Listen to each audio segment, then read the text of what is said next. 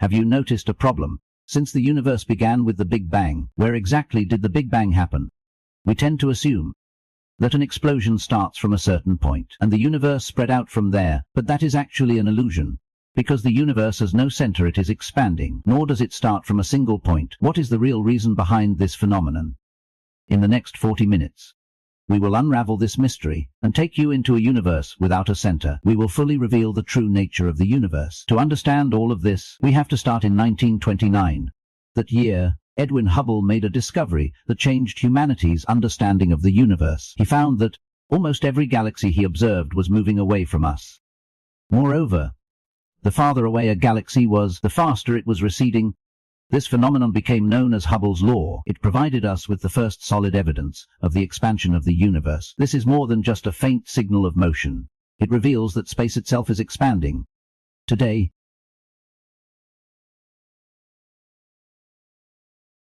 we have mapped out thousands upon thousands of galaxies, further confirming Hubble's discovery. More importantly, it shows that the universe is expanding in every direction. Yet, puzzlingly, no matter which galaxy you are in, the galaxies around you all seem to be moving away. From Earth's perspective, this phenomenon is especially apparent. Why is everything moving away from each other without a clear center? In this regard, the analogy of an expanding grid. This can help us better understand this phenomenon. Imagine a rubber sheet marked with a grid of points. These points represent our galaxies. If we stretch this sheet evenly, each point moves away from the others. But no point is the center of the expansion. The space between galaxies is increasing, but there is no definite starting point. This is how the universe expands. This analogy reveals an important point about space. In general relativity, space is not just a stage for galaxies to act on. It is itself constantly expanding. The way the universe expands is not that galaxies fly through space like cannonballs. Instead, space itself is stretching, causing the distances between galaxies to keep increasing. To verify this, we have solid numerical support. The Hubble constant is about 70 kilometers per second per megaparsec. This means that a galaxy 1 megaparsec away from us is moving away from us at 7 kilometers per second. If the distance doubles, the speed at which it recedes also doubles. Because the universe is uniform on large scales, this kind of expansion is the same no matter where you are. It is always the same. Even if you are in a galaxy 10 billion light years away from Earth, you would still see all other galaxies moving away from you. This illusion of being at the center of the universe is not because you are in a special location, but because of the very nature of space's geometry itself. The expansion of the universe is uniform. It is not expanding outward from any particular point. A 3-day star map can help illustrate this. The picture becomes much clearer through the Sloan Digital Sky Survey. Researchers have mapped the positions and redshift data of over 1 million galaxies. The results show that the pattern of cosmic expansion is uniform. This expansion is isotropic. No matter which direction you look, the rate of expansion is the same. This is consistent with the mathematics of general relativity, especially the solutions to Einstein's field equations. They assume the universe is homogeneous and isotropic on large scales. Another perspective is that the motion of galaxies is not like cars driving through space. It is more like the process of bread rising, with raisins in the dough. The dough represents empty space, while the raisins are galaxies. As the dough expands, the distance between the raisins' galaxies increases, but they never break through the dough. All the expansion is caused by the growth of the dough itself. It is not being pushed by some central raisin, just like a rubber sheet does not have a central point. The space between galaxies is expanding, but there is not a definite center point. What about the part of the universe we can see? Are not we at the center? In a sense, that is actually true, because within the observable universe, the light took 13.8 billion years to reach Earth. So from the part we can observe, it seems like we are at the center of the universe, but that does not mean we are the absolute center of the universe. Every point has its own observable sphere. If you go to another planet, your perspective will be different, but you will still be at the center of your own observable sphere. What you see would be similar. This is the profound aspect of Hubble's law. Next, imagine you are standing in a galaxy 10 billion light years from Earth. Looking into space, you would see that the surrounding galaxies all seem to be moving away from you, and as their distance from you increases, the speed gets faster and faster. If you measure their redshift, which is the degree to which light is stretched toward red wavelengths, will find that no matter which direction you look, you see the same pattern Hubble saw from Earth. You might think you are at the center of everything, but in fact, You are not at any center at all. That is the strange thing about the expansion of the universe. The light coming from galaxies far away from us is redshifted. That is because the space it travels through is constantly expanding. This redshift effect is not caused by galaxies moving quickly through space. It is because space itself is expanding, which stretches the wavelength of the light. No matter where you stand in the universe, the redshift effect is symmetrical. If you look out from a distant galaxy, every galaxy appears to be moving away from you. This is not an observational error. It is actually a result of the geometry of space itself. It is like standing on a point on a uniformly inflating balloon. There are many dots marked on the balloon. No matter which dot you stand on, all the other dots move away from you. This is redshift symmetry. In fact, we have already verified this through extensive observations. Through the Sloan Digital Sky Survey and the 2DF Galaxy Redshift Survey, we have measured the redshift data of many galaxies. And it has been confirmed. Through these measurements, we have been able to create 3D images, revealing the structure of the universe across billions of light years. No matter which direction we look, the structure of the universe remains almost the same. No matter where we point our telescopes, the relationship between redshift and distance is always consistent. Take galaxy cluster AL 1689 as an example. This is one of the largest galaxy clusters we have studied. Whether we observe the galaxies around it, or galaxies that are farther away from it, we find that the pattern of redshift always remains consistent. This is also true for deep space fields like the Hubble Ultra Deep Field. The same applies here. Objects at different distances show the same trend of increasing redshift. This consistent change is what makes Hubble's law both powerful and remarkable. The farther the distance, the faster the redshift. However, this law looks the same from the perspective of any galaxy. It is always identical, and this symmetry is not just a superficial phenomenon. It is deeply embedded in our most successful model of the universe, the LERTI model, lambda cold dark matter model. Assumes that the universe is homogeneous and isotropic on large scales. This assumption is not arbitrary. It is a requirement of the data. If we did not have this assumption, the symmetry of redshift would collapse. Galaxies in different directions would show different recession speeds. But that is not the case. Another important verification is the cosmic microwave background radiation. When NASA's Wilkinson Microwave Anisotropy Probe and the European Space Agency's Planck satellite, when they mapped the SEM across the entire sky, they found it was surprisingly uniform. The variation was only 1 part in 100,000. This uniformity means there is no preferred direction in the universe, nor is there any special point that serves as the center from which everything recedes. It further confirmed that redshift symmetry is not just a local phenomenon. It is on a cosmic scale. This kind of symmetry also applies to large-scale flows. That makes it even more convincing. Galaxies do not just appear to be moving away from us. Their motion is directly related to the expansion of the universe. Those seemingly inexplicable changes in speed, or slight deviations from the Hubble flow, often have no clear cause, and as the distance increases, they will cancel each other out. In a universe without a center, this is exactly what we should observe. If the universe had a center, the distribution of redshifts would be distorted. Galaxies that are close together would cluster, while those farther apart would be randomly stretched. But the actual map shows the redshift field is smooth. You can compare this phenomenon to baking raisin bread. As the dough expands, each raisin sees the other raisins gradually moving away from it. The bread has no center. From the perspective of each raisin, it is surrounded by the other raisins, and as the dough expands, all the raisins share the illusion of being at the center. This concept completely breaks conventional thinking. We are used to thinking in terms of Newtonian physics. Objects moving through static space. An explosion has a definite origin. But in cosmology, expansion does not require a starting point. It is an all-encompassing expansion. When we look up at the night sky and see galaxies moving away from us, it is not because we are special, but because space itself is expanding. The symmetry of redshift makes every galaxy appear this way. This means the universe is expanding between everything, not from some central point. Redshift data does not just show motion. It also reveals a deeper truth about how reality is structured. According to this data, the universe has no center. Every perspective is correct. The so-called illusion of a center is created by mathematical models, not by any positional advantage. The foundation of modern astronomy is this cosmological principle.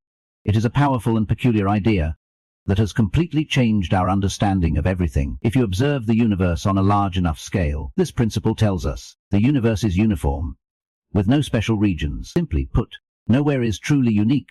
We are like a rock in the galaxy, not at any center. In the past, this was not obvious. Long before the invention of the telescope, humans always believed the universe revolved around the Earth. Even after we discovered other planets and even galaxies, we still imagine ourselves at the center of the universe. But as we keep observing, we gradually realize that every time we zoom out, the story remains the same. The universe does not bend toward us, nor does it radiate from us. On the contrary, the universe is smooth, it is unbiased, like a mass of mist, expanding infinitely in all directions. The cosmological principle has two parts. Homogeneity means the universe is the same at every location. If you measure the temperature in one region of the sky, the density, or the number of galaxies, the results will be the same as those obtained in a distant region. Isotropy means that the universe looks the same in every direction. There is no special axis. There are no poles of the universe. These are not just guesses. They are conclusions drawn from a vast amount of data. First, let us look at isotropy.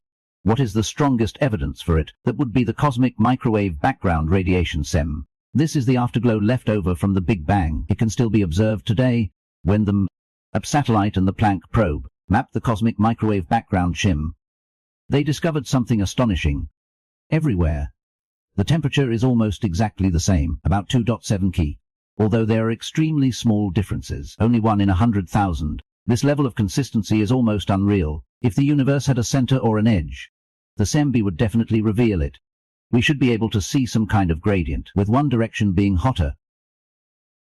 Or we would see some directionality in the distribution of galaxies, but that is not the case. The SEMB is extremely uniform. When we measure the redshifts of galaxies across the sky, the results are also evenly distributed. These are all fingerprints of an isotropic universe. This is evidence of uniformity. However, this is harder to understand because the universe is not the same everywhere. Our galaxy has spiral arms, a central bulge, and regions filled with countless stars. Looking outward, as we observe larger groups of galaxies, we begin to see how galaxies cluster together. If we keep zooming out, you will notice that some regions are almost empty, forming a cosmic gap, made up of chains of matter stretching across space.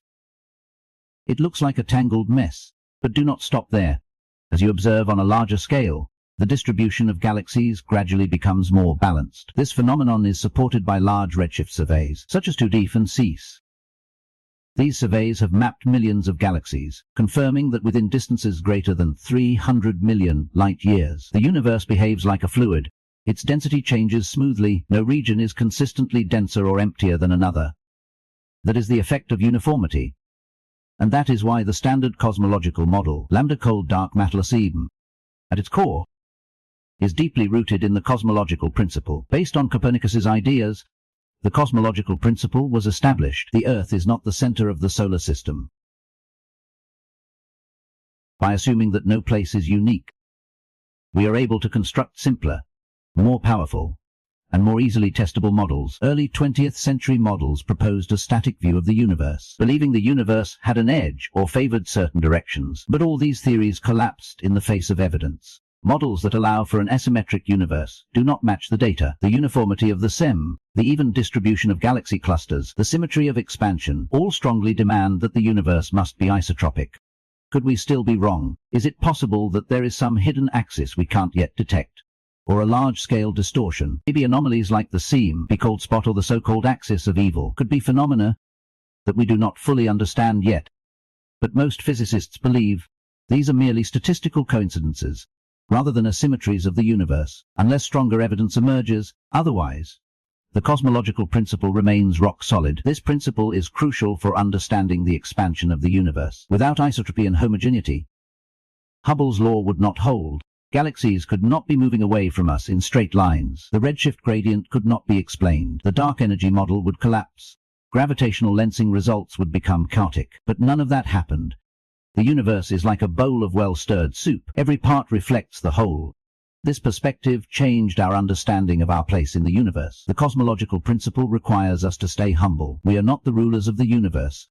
We are just one of countless points, like a tiny dot on an expanding surface.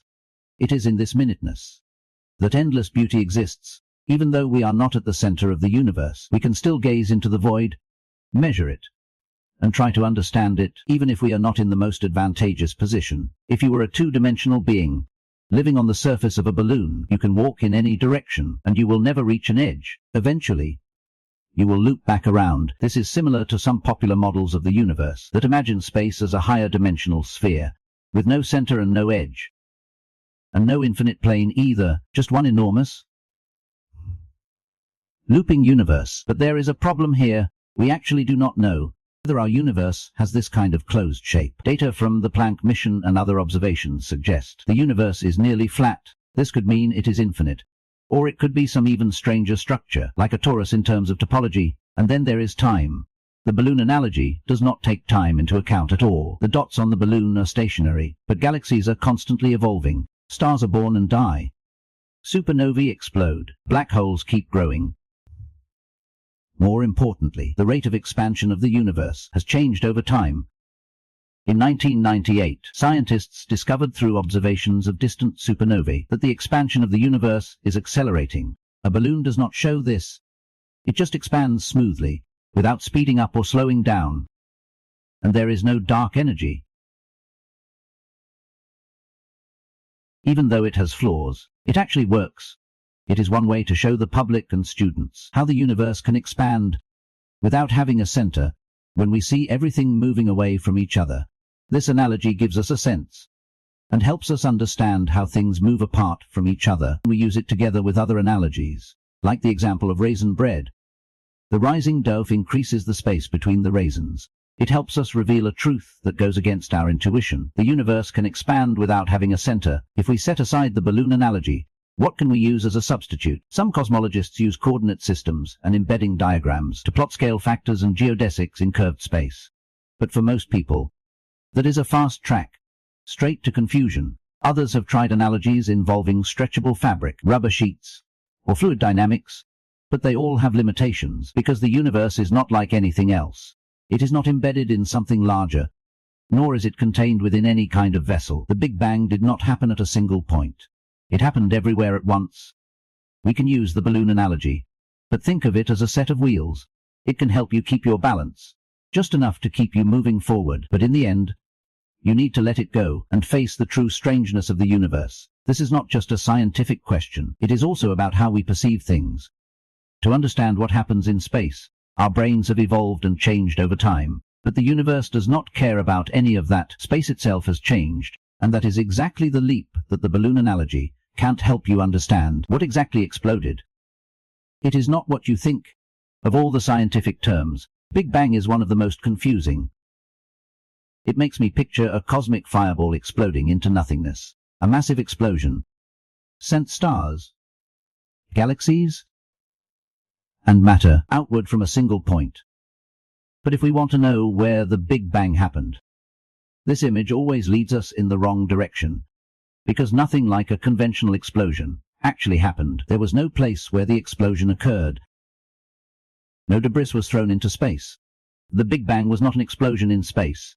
It was a rapid expansion of space itself in an extremely short time. Once you realize that, the question of where did it happen no longer makes sense. Let us go back to the very beginning, before galaxies, atoms, or even light existed. There was once a hot, dense, and almost uniform state of energy and particles. It is not like something was just quietly sitting inside. Back then, did space itself even exist? The observable universe, its diameter is 46 billion light years.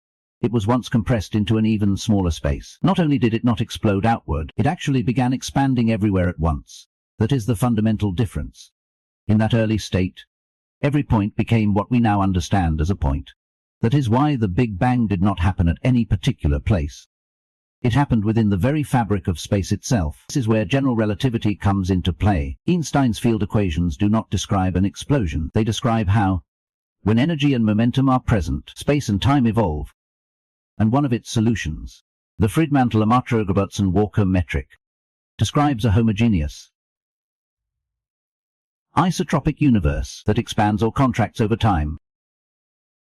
This is the mathematical foundation of the Big Bang model. It tells us that no explosion center is needed. This equation works perfectly, without any need for a center at all. In fact, the equations require the universe to expand in the same way everywhere.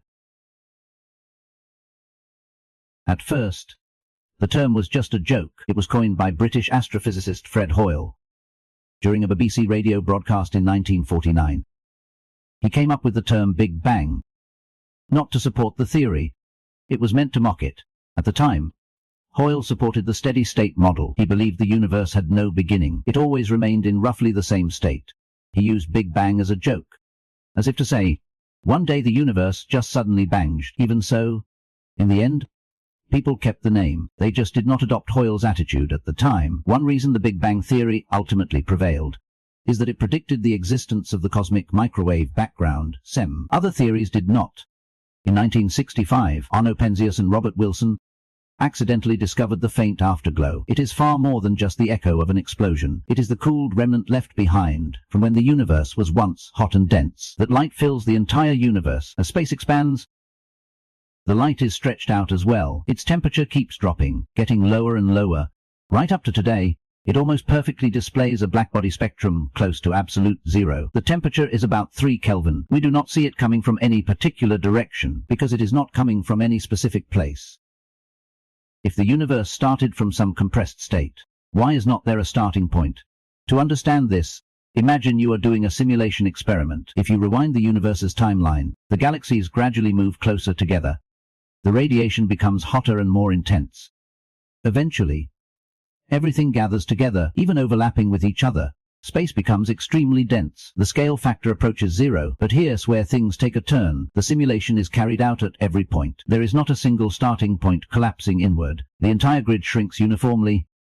At that time, the early state existed everywhere, not concentrated at any one point. What do you think of the concept of a singularity? From a technical perspective, the standard model of the Big Bang does indeed predict a singularity. The singularity occurs at time zero. It is a point of infinite density and zero volume, but most people know it is just a mathematical device, not a physical reality. In physics, an infinity in the numbers usually means the theory has broken down. At those early scales, like 10 to the minus 35 meters and 10 to the minus 43 seconds, quantum gravitational effects might be the most important, although we do not fully understand quantum gravity yet. Theories like loop quantum cosmology and string theory suggest that the singularity might not exist at all. It might just be a bounce, a phase transition, or even some state before the Big Bang. This means Big Bang was not really an explosion. It was not a cataclysmic blast. Although the universe changed rapidly, we are still working to understand the physical laws behind those changes. But one thing is certain. No matter where you are always at 0 point. Because the Big Bang did not happen at a specific point. It happened everywhere in space at the same time. The universe is expanding, but what is it expanding into? That is what most astronomers want to know. If the universe is expanding, then what exactly is it expanding into? We usually imagine a balloon expanding in the air, or exploding, or throwing trash into space. This intuition makes us feel that the universe is expanding into a bigger place, like hyperspace or a giant cosmic room. However, this mental image is completely wrong. No matter how natural it seems, the universe is not expanding into a larger space. Space itself is growing, and this growth does not require a boundary or an external space. This is not just a matter of wording. It is an important concept in general relativity. Decades of observations also support this. To understand this, we need to remember, the universe is not actually a cloud of galaxies floating in some pre-existing medium. It is the medium itself. Space and time themselves are dynamic entities that can stretch, bend, and evolve. That is what Einstein's general theory of relativity taught us. The expansion of the universe means the distance between 2 points increases over time, not because they are moving through space. It is because the space between them is increasing. It is like raisins on the surface of bread expanding in the oven. The raisins stay still relative to the dough, but the dough itself is stretching, carrying everything along as it expands. The next common question is, what is inside the bread? What is outside the balloon? Although these comparisons are useful, when we try to use them from multiple perspectives, they do not fully apply, because space is like a bubble. It seems like it must be expanding in a higher dimensional space, just like a flat surface, expanding inside a three-dimensional room. However, in our world, there is absolutely no evidence for the existence of such an external space. Nothing is expanding into space. The actual change is happening to the shape of space itself. Observational results support this. The Wilkinson Microwave Anisotropy Probe, WMEP and Planck satellite observations show that the universe, within almost all margins of error, it is all geometrically flat. This means that, on a cosmic scale, space does not curve inward like a sphere. It is more like an infinite plane, flat and boundless. In this kind of geometric structure, the concept of a boundary is meaningless. You can walk in any direction. You will never reach a wall or a boundary. If there is no boundary, what is expanding? The answer is nothing. It is not expanding outward. It is expanding within itself, to go a step further, in an open or flat universe. The way we measure distance changes over time. This is called spatial metric. 5 billion years ago, 1 million parsecs was farther than it is now. Even though it was farther, when light traveled through space, it took longer to cross, because space itself is expanding. This is exactly what causes the redshift phenomenon, when light from distant galaxies reaches us. It is not just because the source is moving away from us. The space it travels through is also expanding. This stretches the wavelength of the light. That is why Hubble discovered a direct connection between the distance of galaxies and the redshift of their light. There is more space between us and more distant celestial bodies. The rate of space expansion can exceed the speed of light. This does not violate Einstein's speed limit, because no object is moving through space at the speed of light. Instead, space itself is expanding. This explains why some regions of the universe are already beyond our observable range. Galaxies more than about 4.6 billion light-years away from us are beyond reach due to changes in the expansion metric. They are moving away from us faster than the speed of light. Their light will never be able to reach us. It is not because they are moving faster than photons. It is because the stage itself is expanding. The signals from the actors can never catch up. What exactly is the universe expanding into? The universe is not expanding into a box, nor is it filling up a void, because there is no such thing as a void. The universe is everything that exists.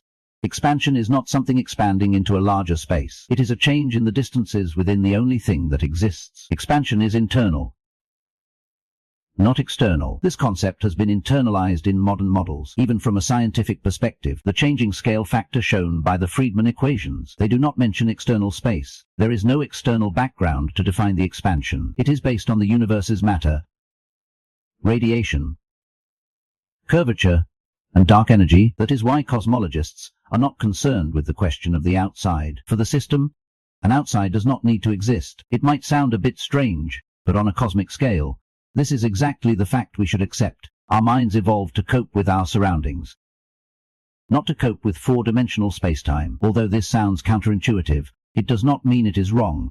Through the cosmic microwave background radiation, galaxy distributions, and redshift measurements of type Ia supernovae, all of these point to one conclusion. The universe is expanding, but it is not expanding into any particular place. Expansion is a state of being, not the movement of a stage. It is the stage itself that is stretching. This reveals the flatness and infinity of the universe's geometry. We should talk about the shape of things. It is not just a matter of philosophical introspection. It is also a core question in physics. If we want to know where the Big Bang happened, or whether the universe has a center, we need to start with a strange question. What is the shape of space? The structure of the universe determines everything from how light travels to whether the universe will keep expanding. As it turns out, the universe is flat. This comes as a surprise to many people, but it is not flat like a pancake. Einstein's view of spacetime tells us that space is flat. We no longer look at words like center or edge the way we used to. In fact, these terms no longer have any real meaning. To understand this more deeply, we need to go back to general relativity. In Einstein's model, gravity is not just a force. It is the curvature of spacetime caused by mass and energy. It is like a heavy object bending a trampoline. Matter in the universe bends the geometry of space. There are three basic types of spatial curvature: positive curvature like a sphere, negative curvature like a saddle, flat like a sheet of paper. Each type of geometry gives rise to different rules that determine how parallel lines behave, how the angles of a triangle add up, and most importantly, how the universe evolves. Astronomical observations provide the answer. The strongest evidence comes from the cosmic microwave background (CMB). By observing temperature fluctuations in the CMB, especially its changes in angle, scientists can infer the curvature of space. After analyzing the WMR, P and Planck satellite data, we have concluded that the universe is flat on large scales. This means that on the largest scales of the universe, space is not significantly curved. The margin of error is about 0.4%. This almost means the universe is completely flat. Is the universe infinite? A flat universe implies some puzzling possibilities. It could be infinite. In a spherical universe, you could walk in one direction and eventually end up back where you started. It is just like traveling on Earth. This kind of space is limited, but has no boundaries by contrast. In a universe with negative curvature, you can never return to your starting point, but space will still expand, just in a peculiar saddle-shaped way. However, in a flat universe, if the density of matter and energy is just right, this seems to be the current state of our universe, so space is infinite. There are no boundaries, and no center in an infinitely flat universe. There is no concept of a middle. When you zoom in to observe, you can't point to some huge target in the universe. There is no wrong place in the universe. This is a direct result of the cosmological principle. It tells us that on a large scale, the universe is uniform. There are no distinct regions. It appears almost the same everywhere and in every direction. This is not just a theoretical idea. Facts also support this.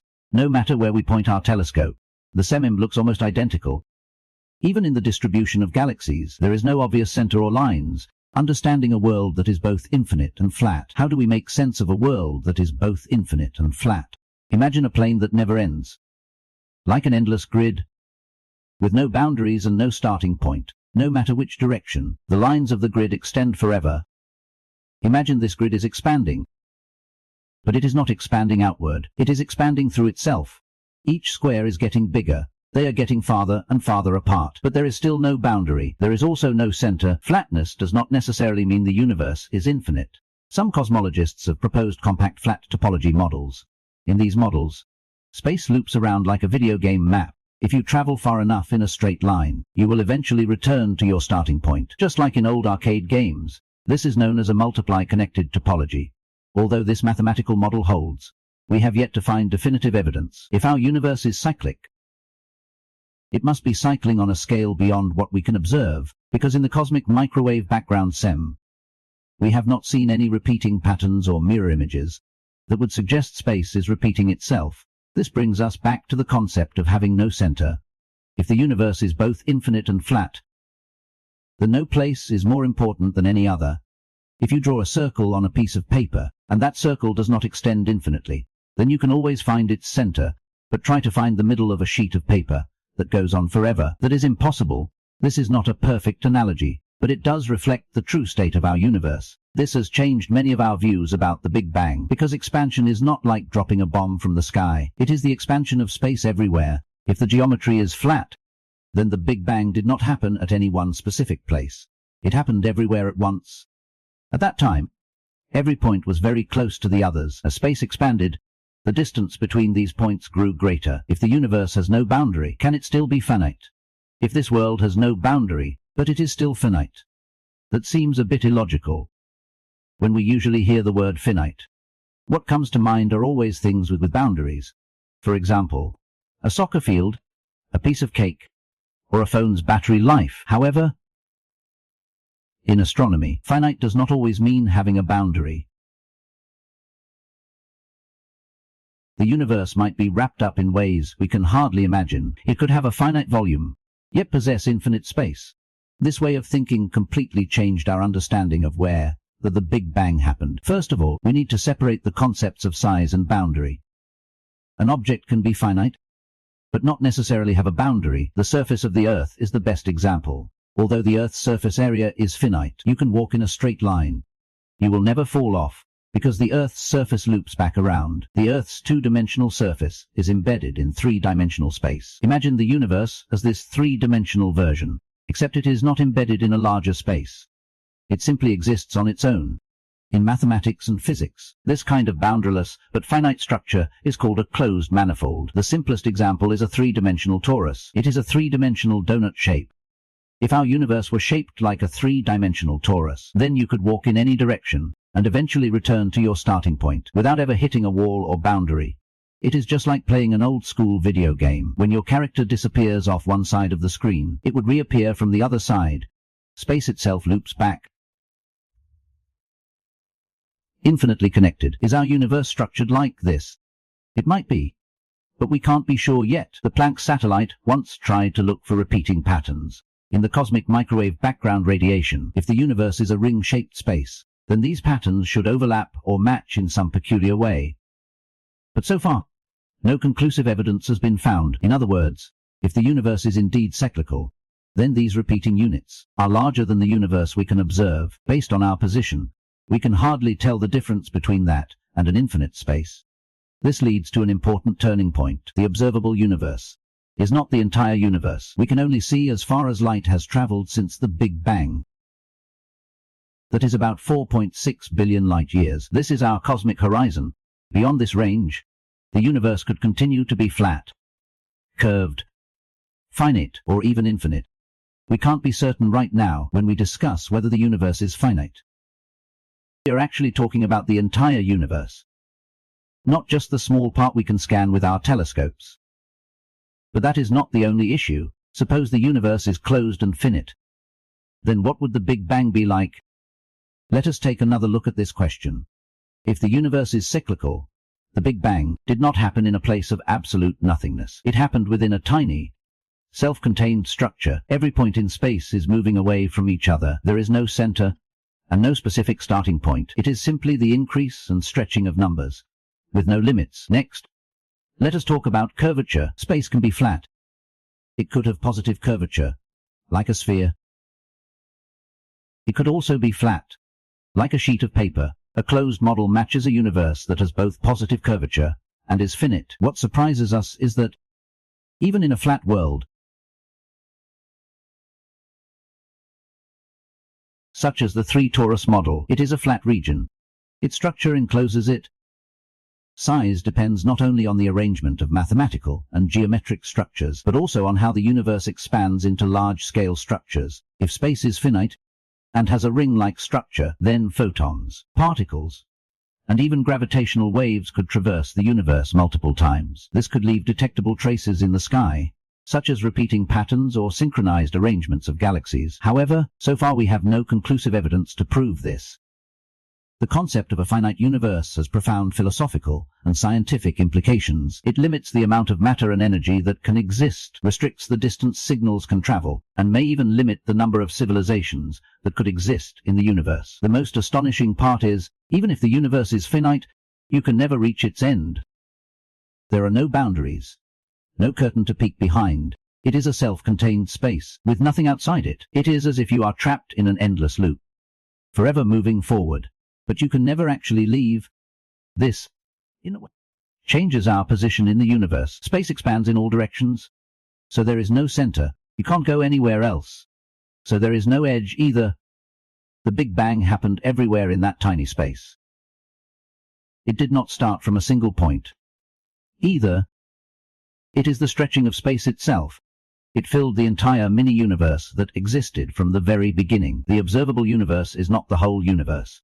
When we look up at the night sky, the sky we see is beautiful, but it only reveals a small part of the truth. The visible universe is a region containing all the stars, galaxies, and nebulae, even the most distant quasars we can observe. It is a sphere centered on the Earth.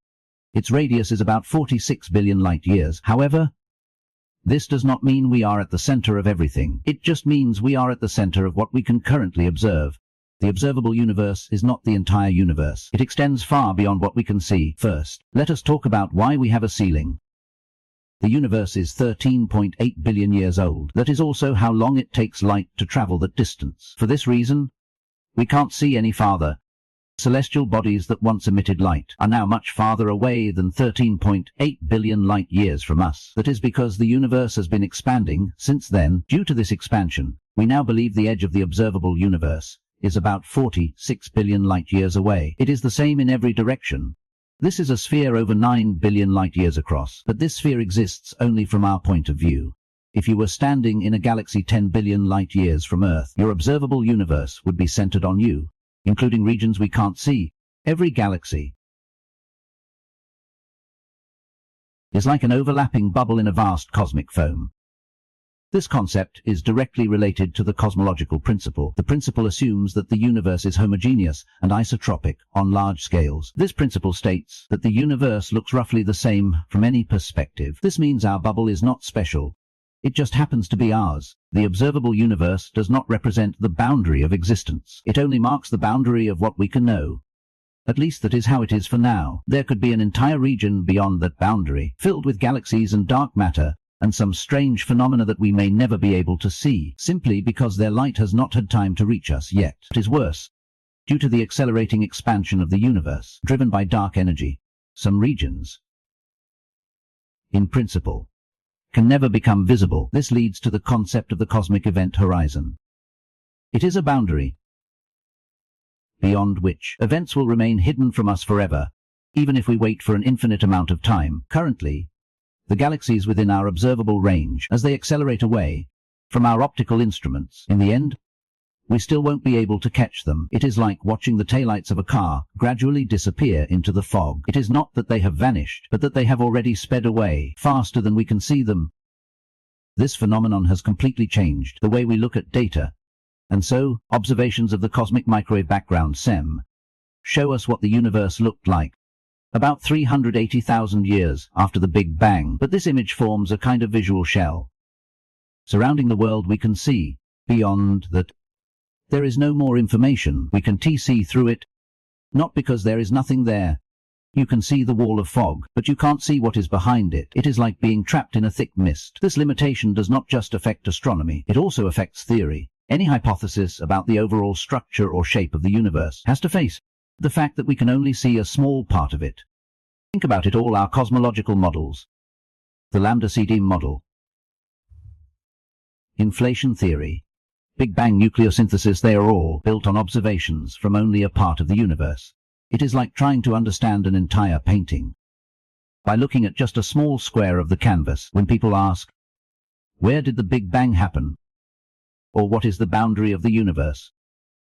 They are usually confusing the boundary of the observable universe with the boundary of everything. In fact, we do not know whether such a boundary really exists. The universe could be infinite, or it could be curved and finite, in a way that wraps around itself, undetectable from within our own cosmic bubble, wrapping around itself. But in either case, our knowledge is limited. There is a strange beauty to this very limitation, because it means everyone who can see the universe lives at the center of their own observable universe. Each person's perspective. Every galaxy is a starting point. This happens to align with the idea that the universe has no center. Everything did not start from a single point and then expand outward. From wherever you are, you can see that the universe is just an ever-expanding Jeep. Astronomers use redshift surveys, gravitational lensing maps, and cosmic background radiation data to piece together the most complete picture of the universe possible. But all of them come with a caveat: they are limited to the observable range. This is not laziness, it is the nature of physics. Even though our instruments are already incredibly powerful, from the Hubble Space Telescope to the James Webb Telescope, they still can't penetrate the optical barrier set by the finite speed of light and the age of the universe. Ultimately, the world we can see is not a wall, it is a window shaped by time, growth, and the workings of these very causes. What is outside the window? This is not just a guess. Maybe no one knows, but the universe is bigger than what we can see. This idea is one of the most astonishing concepts in modern science.